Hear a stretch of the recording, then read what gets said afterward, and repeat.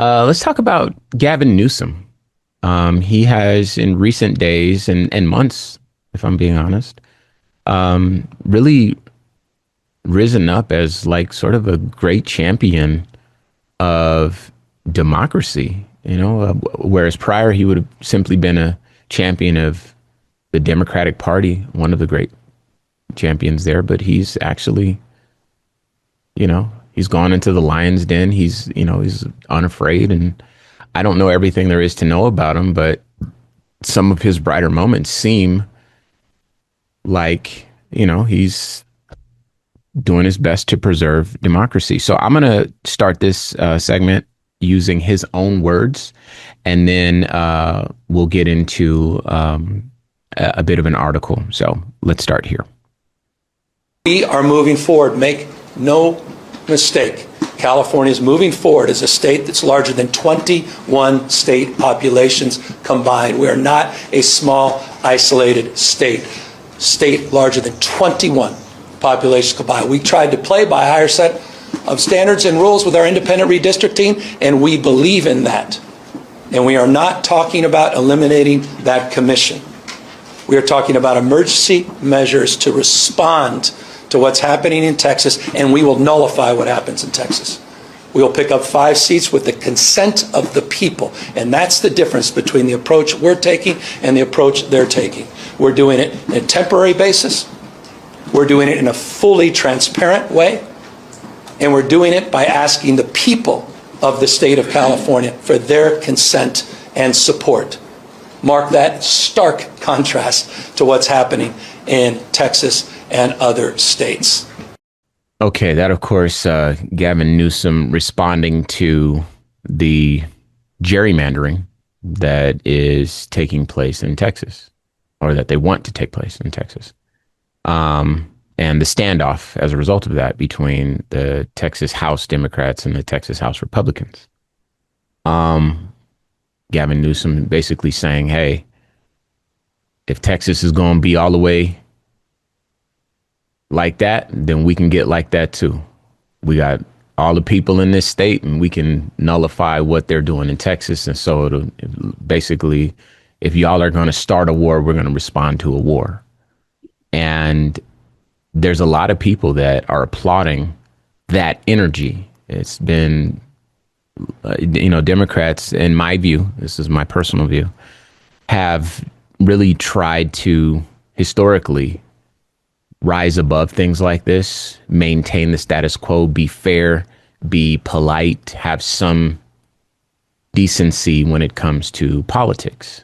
There is a standard and a framework in which traditionally things would operate. And Republicans, in my view, have in more recent years increasingly stepped outside of that traditional framework to accomplish their agendas.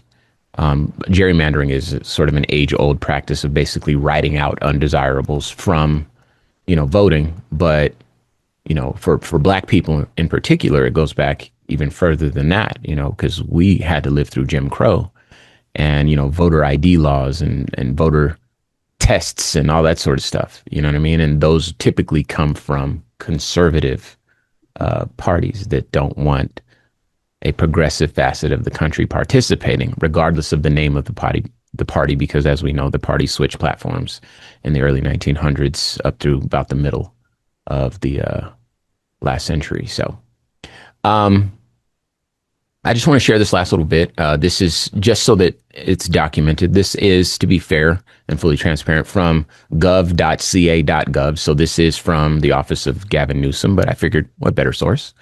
As Donald Trump and Texas Republicans push rigged congressional maps to seize power before a single vote is cast in the 2026 election, Governor Gavin Newsom and California leaders hosted Texas Democratic lawmakers who are breaking quorum to defend democracy against the GOP's hyperpartisan gerrymander. The governor and state leaders have floated a potential statewide ballot measure that would reaffirm California's commitment to national independent redistricting and allow voters to temporarily adjust the state's congressional map only if Texas or other GOP-led states manipulate theirs. Donald Trump is tipping the scales of justice toward injustice for us all. He realizes his agenda is so unpopular that he'd rather rig the next election and prevent voters from holding him accountable and provide a check on his deeply unpopular policies. California stands ready to flex its muscle to ensure the integrity of our democracy nationwide. Quote, we came here knowing the risks. Lawsuits, threats, and intimidation won't stop us. We swore an oath not to Trump, not to Abbott, and not to any party. We swore to defend the Constitution and the people we represent. We're not backing down, unquote, said Texas Representative Ann Johnson. Quote, now that Republicans know they're going to lose the House next year, they're trying to change the rules to redraw congressional district maps and rig the election in their favor. Democrats must respond to Republicans' blatant partisan power grab. We cannot and will not unilaterally disarm, unquote, said Speaker Emerita Nancy Pelosi. Okay, so I like this. This feels like strength. This feels like a flex, you know. And I know that they're kind of floating the same thing in New York. You know, what were your, I guess, early thoughts, and how do you feel about it now, Q? I'm at once excited that someone's doing something. Okay. Because we've been very upset out loud, but kinetically, no action to match that. So that someone is doing something is a big deal. And Gavin he's really put me on a roller coaster with regard to how I feel about him. A couple of years ago, he was the person that I wanted most in the presidential race. I thought he checked every box and would have won. I still to this day think he would have beat Donald Trump handedly. And not because I align with him on everything or that he aligns with us on everything, but I think he checks enough of the boxes necessary for enough of the people in this country to have faith in voting for him. Joe Biden won an election while checking far less boxes. He checked the two that matter most to the people in this country, however, and that's white man. And that's a kind of false equivalence. He's a far better option than Donald Trump. I don't even want this to be a lesser of two evils discussion that we tend to have when it comes to that man. He's a far superior candidate in every way that you can be to Donald Trump.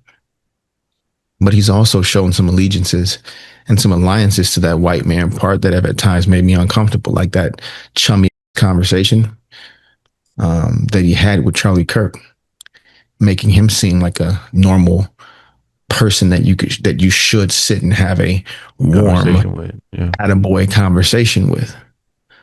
And again, that was him being able to dismiss all of the things that are very, very foul in nature about Charlie Kirk and accept that those things that they have in common would rule the day as they laughed and smiled and were pleasant with each other.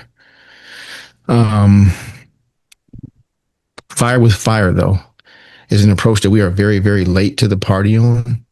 We have been sticking to these polite, congenial political norms, taking the high road and playing by rules that weren't even laws. As we watched the other side stop doing that years ago. They stopped playing the middle. They stopped playing polite. They stopped playing politics. And we kept doing that.